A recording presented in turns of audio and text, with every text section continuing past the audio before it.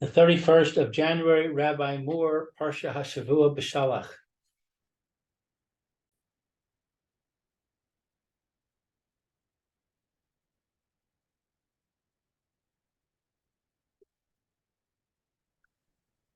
Okay. Hello, Rabbi. How are you today? Baruch Hashem. Okay. Actually, there's more of a chance I'll be giving the share tomorrow, because originally they told me to come at 9:30 tomorrow, and got a call this morning that says I should come at 8:30.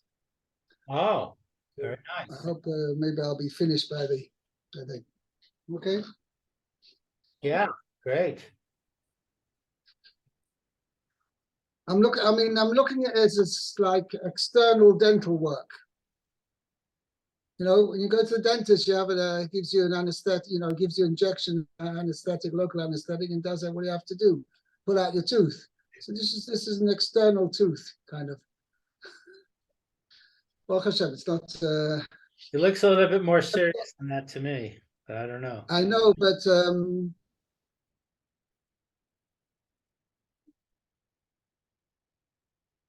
well, hopefully you're right. Hopefully it'll just be a matter of waiting for the anesthetic to wear off, and you'll be able to function quickly.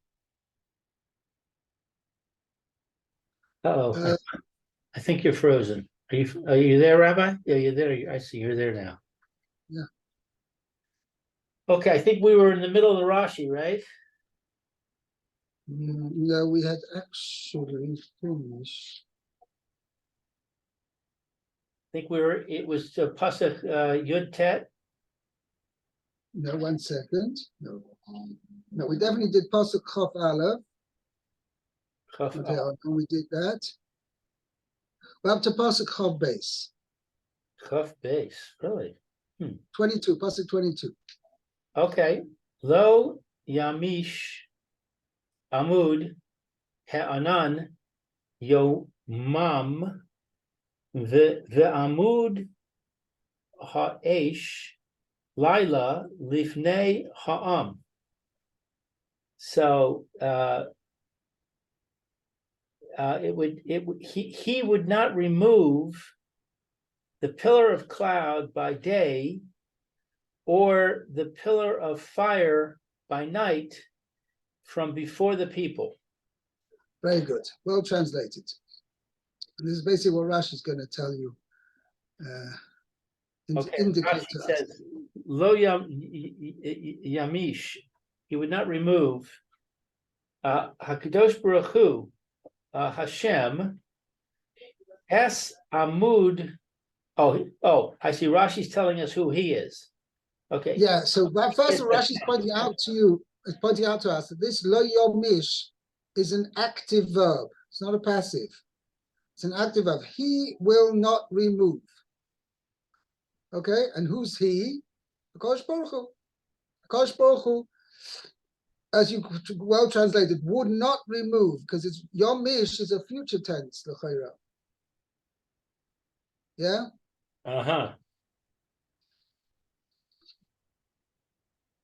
Yamish, Yamish is future tense. So yeah, so as you said, it would not means it's an ongoing. It was an ongoing, ongoing verb. Right. Ongoing action. And was Hakadosh Baruch Hu would not remove the pillar of then, because we're talking about in the narrative, it happened then. Right.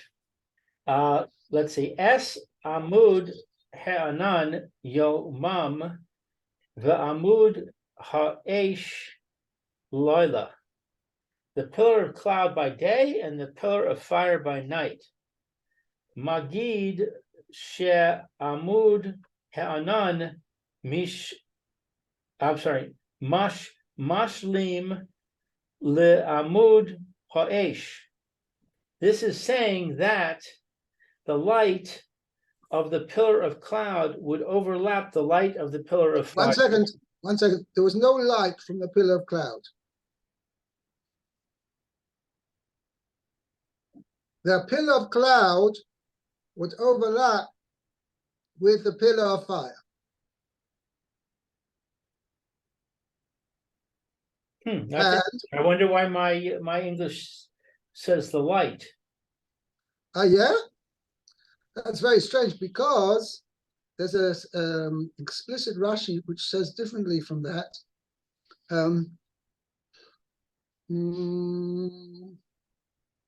Where does it Rashi says?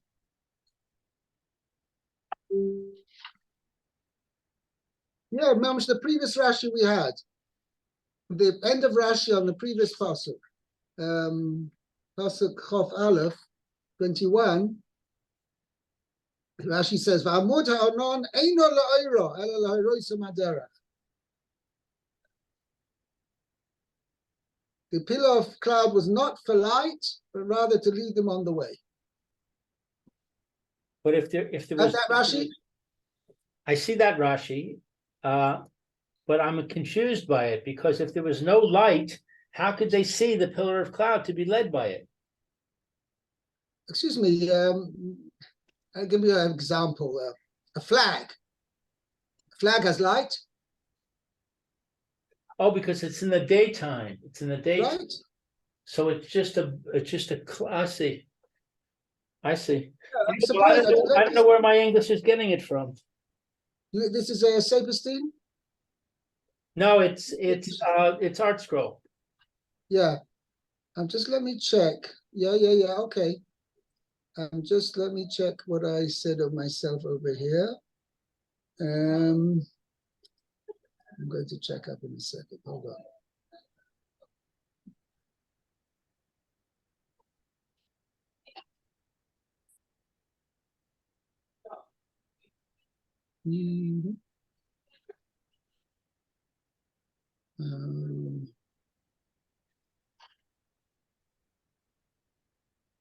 I'm going to have to open it separately. Second. Hold on.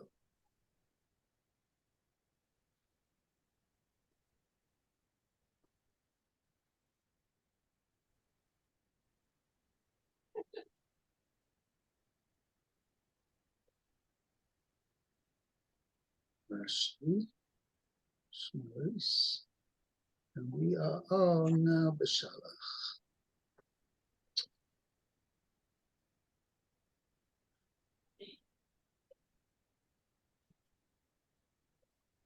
Okay. There's Beshalach then.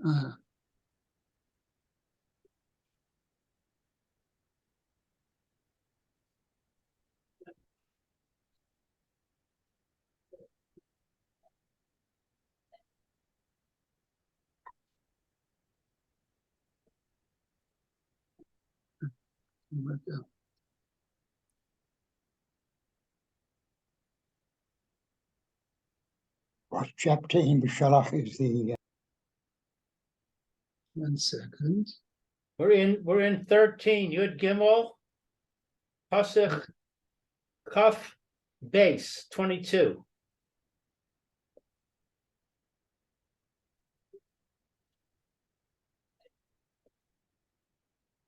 Oh dear.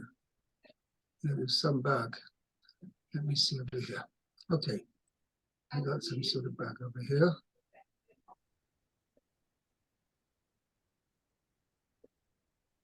I thought I have here Beshalach. I'll have it out over here. Yeah.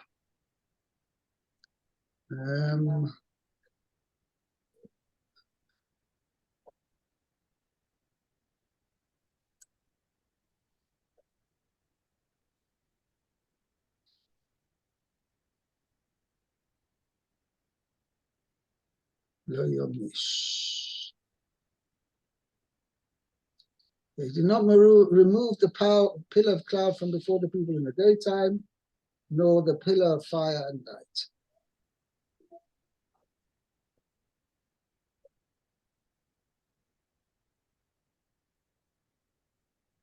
This tells us that the pillar of cloud complemented the task of the pillar of fire.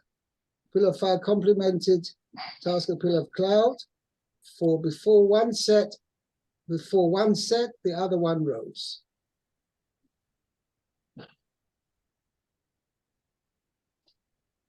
Okay, All right, it's a mystery. I don't know. He doesn't have a note on it? No, what the art scroll does is when it translates, it translates in bold the actual literal translation. And then if it's adding some kind of explanatory text or some kind of commentary, then it puts it in not bold. So Okay. the words the light of are not bold. So it's indicating that it doesn't actually say the light of in the Hebrew. Okay, fair enough. But is there any note, like a star or something on that on those words? Yeah, there is, but it doesn't say anything about light. Okay, It just says the pillar of cloud remained in front of the people until after the pillar of fire appeared. okay. That's basically telling the pshat. Okay. Yeah. I'd overlapped. So at this meeting point of the end of the day and the beginning of the night, both the pillar of cloud and pillar of fire were present. And similarly at the meeting point at the end of the night and the beginning of the day. Right. Okay, so they I don't know where they got this, why they stuck this in. I don't know. Okay, let's continue. There may be some commentary that they're not telling us about that they got it from. Yeah. I mean, the person I know him personally, Rabbi Herzig, is a big Talmud Chacham. So Right. it could be that he has some source for it. I'm sure he did. Okay, let's go. Yeah. Okay, so let's see. We finished 22. Yeah. All right, so Yud Daled Pasuk Aleph. Vayidaber Hashem El Moshe Lemor. Hashem said to Moses, saying, no Rashi, Daber El Bnei Yisrael, Vayashuvu, Veyashu. Vayashuvu, Vayachanu, Lifnei, Pi Hachiros, Bain Migdol Uvein Hayom Livnei Bal Tzafon Nicho Tachas Al Ha'am. Sachanu. I'm sorry. Nichachoi Sachanu. Sachanu Al Ha'am. Al Ha'am. Hayom. Hayam. Okay, boy, I messed with that, didn't I? That's okay. Hashem spoke to Moshe, saying, speak to the children of Israel and let them turn back and encamp before Pi Hachiros, between Migdol and the sea. In before Baal Tzafon. Facing Baal Tzafon, I think would be better. Okay, or in front of, I guess. Livnei. Nicho. Let's see. You shall encamp. Tachanu. My English says opposite the sea. Okay, so it's interesting. Lifnei Baal Tzafon, Nichachoi Sachanu Alayom. Now it's interesting. It sounds like the way you translated it that he's understanding Nichachoi is referring to the sea. I actually translated it that Nichachoi is applying to Baal Tzafon.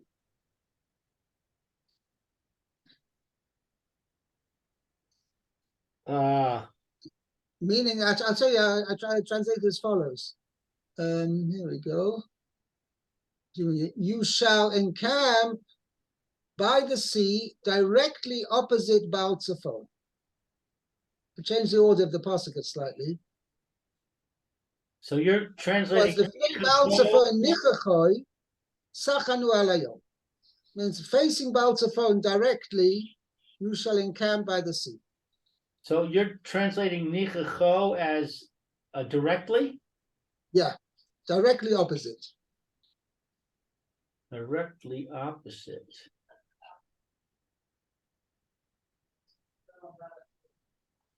Interesting. Okay, interesting. All right. All right, let's do the Rashi, and then I have a question. Okay. Let's see, Rashi. Vayashuvu. Let them turn back. La'acho rehem, to their rear. Means let them backtrack. Right. Means they should turn back, basically. Right. But Rashi's point about pointing out that Yeshuva means, it could mean for Yeshuva they should go back, mean go back to Mitzrayim. But that's not what it means here. It means just they should backtrack from the direction they were originally going. They should backtrack. But doesn't mean to say they actually should return to Egypt. Right. That's what Rashi means. Right. Litzad Mitzrayim hayu mikarvin. The side of Egypt, they were approaching the side of Egypt. Yeah, towards Mitzrayim.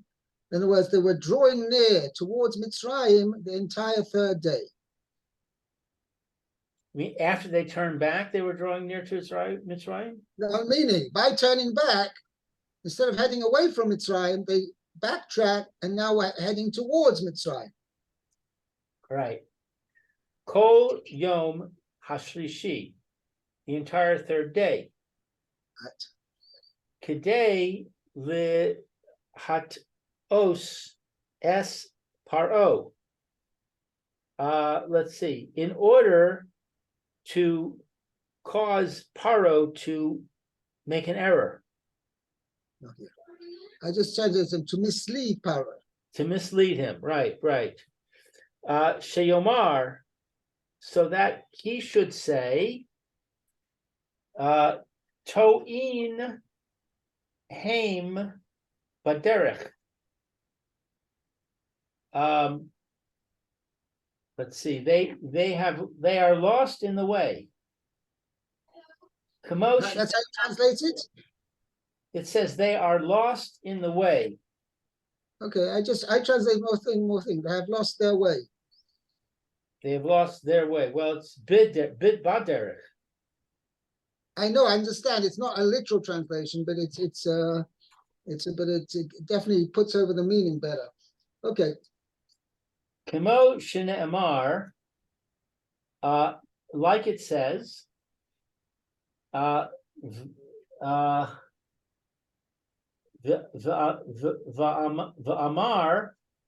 Paro livnei Yisrael v'gomer.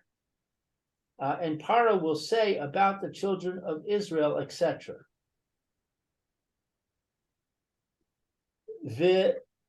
Yachanu livnei pi hachiros, and it can't before pi hachiros. Hu pi som. This is pitham, pisom. V'achshav nikra pi hachiros, and at this point it is called pi hachiros. Al Shem Shenaasu Sham B'nei Chorin, because they became free. They became B'nei Chorin, free. They became free people. V'heim Shnei Selaim I'm sorry. Vehem shnei slaim givohim zikufim. And they are two tall, upright rocks. The Hagai, I'm sorry, Shebe Nehem Karui Pi Haselaim. And the canyon between them is called the mouth of the rocks. I have no idea what I just read. Okay, so let me explain. Rashi is explaining why this place is called Pi Hachiros. Okay? Right. Now, Rashi says, first of all, who Pisoim? It's the synonymous with the place called Pisoim, which we had at the beginning of Shmois, where one of the two store cities which Yaakov, which the Bnei Yisrael were building. Okay? Right. But actually, now it got renamed.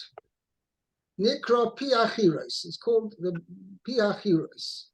Now, why is that? Because Chiros is an indication of Hashem Shenasu Shom B'nei Chayrim, became free. So Hachiros is like Cherus, a similar word. Right. So they, in other words, they're calling it the mouth of freedom instead of Pithom, because this is the point where Hashem is saying now you've become free, you've gotten far enough away that you're now free. Yes, I guess so. Okay. Now, why the name P? Now, Rashi's bothered by the why is it called P? Vehem Shnei Slaim Gevoim Skufi. Okay, this landmark, this Pi Hachiros, was actually just a landmark where two high upright rocks, like sheer rocks. The Hagai Shebenehem, and the valley or the canyon between them, Kori Pi HaSloim, was called Pi, the mouth of the slime. It's like, like you have an upper jaw and a lower jaw, and the mouth is like the opening in between. You understand? Yeah. So is it a city or is it two rocks? No, it's the city in between. The city in between the two rocks in the valley. Yeah, or the valley between them. There were two high precipitous rocks there, and the valley between them was therefore called the mouth of the rocks. I see. Okay, I got it. Livnei Baal Tzafon. Opposite Baal Tzafon. Who nishar mikol Elokei Mitzrayim. It remained from all the gods of Egypt.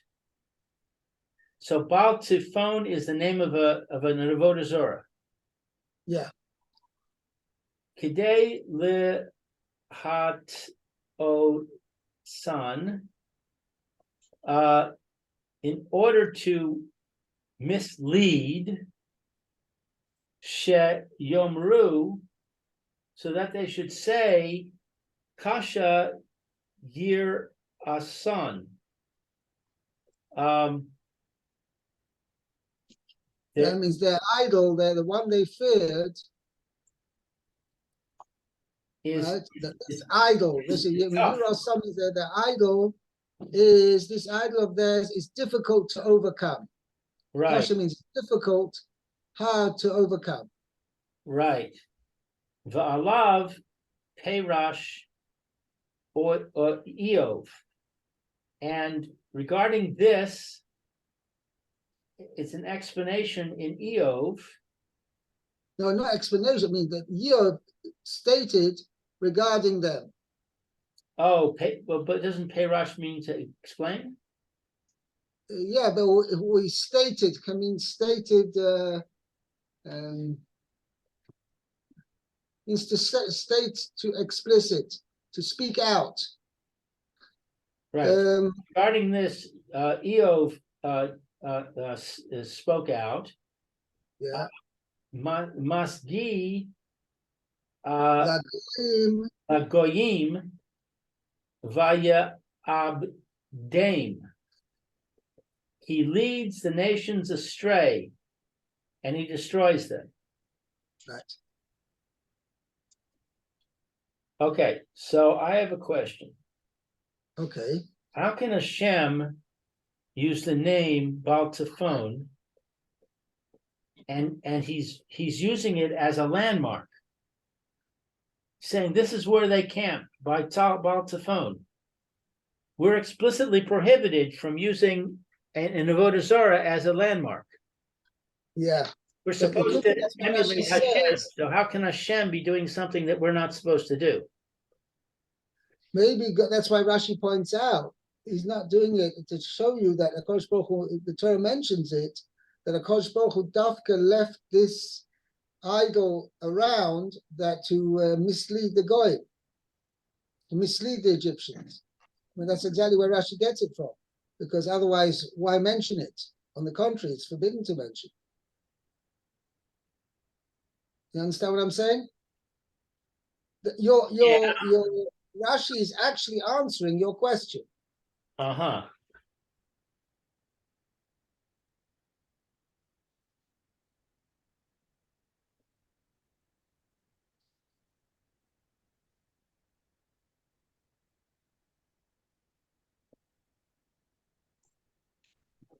Okay. Yeah.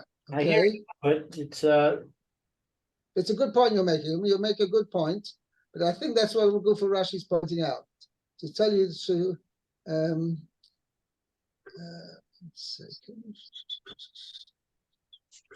it's not the Egyptians that are seeing it, it's the Jews. They encamped in front of this idol. But that was the whole point to It should say the Egyptians, came by this idol.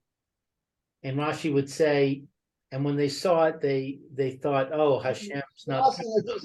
Okay.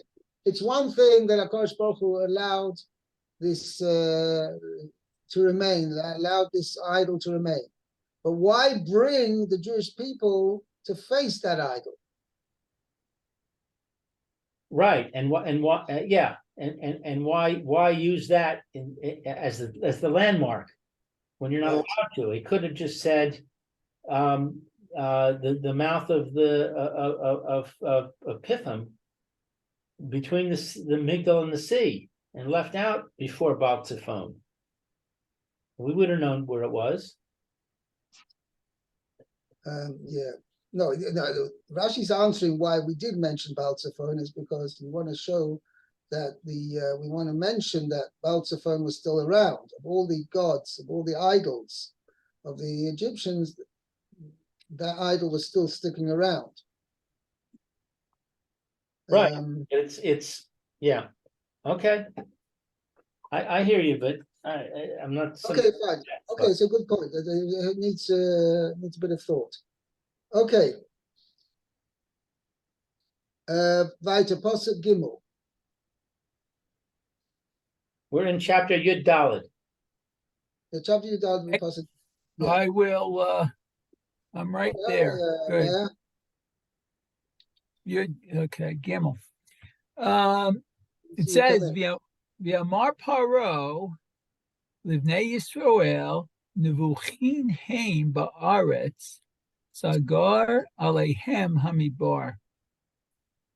Okay, and Pharaoh will say about the children of Israel. Very good. About. Okay, that they are Nevuchin. That's confused, I thought, right? Yeah, well, so Rashi's going to explain. It means they're stranded. They're stuck. Oh, because my mind of these uses that Moret Unavuchim, I think, his book. Yes, Guide to the Perplexed, as it's commonly translated in English.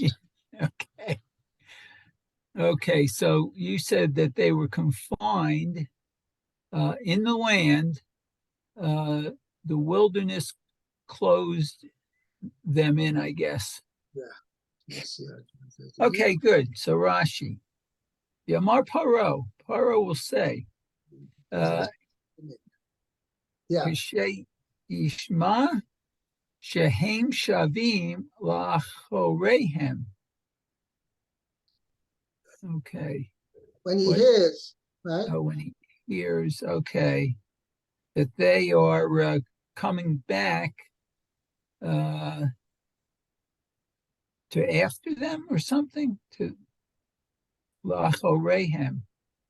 Achor is after. So they're coming back to, sounds like they're turning around. Yeah, that's what it says. That's what we had in the previous passage. They were backtracking. Oh, okay. Okay, very good. The thing is that they're now backtracking, turning back. As they're turning back, then he will say about the Bnei Yisrael, Livnei Yisrael. Mhm. Rashi says that doesn't mean to them, but it means about them. Oh, okay. That's why Good. I complimented you on your translation. That's how you translated it. Oh, okay. Then it says, Rashi says, Livnei Yisrael, about the children of Israel. All Bnei Yisrael, So that's exactly what Rashi's pointing out. About. okay, the children of Israel, V'chein, and similarly, let's see, Hashem ilachem lachem. Hashem will make war for you, I guess. Lachem is for you. Yeah. Yeah, but it's Okay. now, in a positive sense, it would sound like Hashem is going to do battle with you, meaning he's going to fight against you. That doesn't mean that. Hashem yilachem lachem means aleichem, on your behalf. On your behalf. Okay. For you, right? Or for you, right. Okay. Imruli achihu. It's another pasuk, I guess. Say About me. about me, he is my brother. Right. Oh, okay. Imri alai. That means don't say to me, but Imri Olam, say about me. About me. Okay, that's that's okay. That's okay. That's about when that was case of, I think it's talking about it's Avram Avinu, yes. I'm not sure. So yeah, when they went to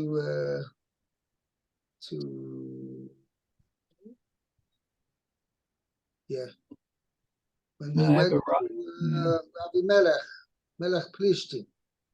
Uh-huh. Okay. Avram Avinu said to Sarah, his wife, say about me, he is my brother. Ah, right. Okay, that makes sense. Yeah. Okay, let's continue. Nevuchim Okay, Haim. Nevuchim Haim. So we said that they were confined, I guess. Or what's it? Kiluim shukaim. Kiluim. Kluim means they're like imprisoned. Oh, okay. Confined and stranded. Okay. Oh, and stranded. Okay. Ulevaz shirid. Seret. And in French, Old French, it means it's translated as seret. Seret, which I don't know even modern French, so it doesn't matter. Okay. Okay, kamo nivchei yam, like the word nivchei, constraining sea. Constraints of the sea.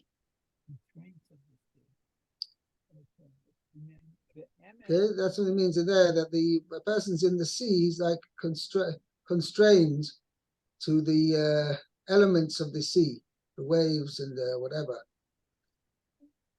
Okay, then we have another two examples over here.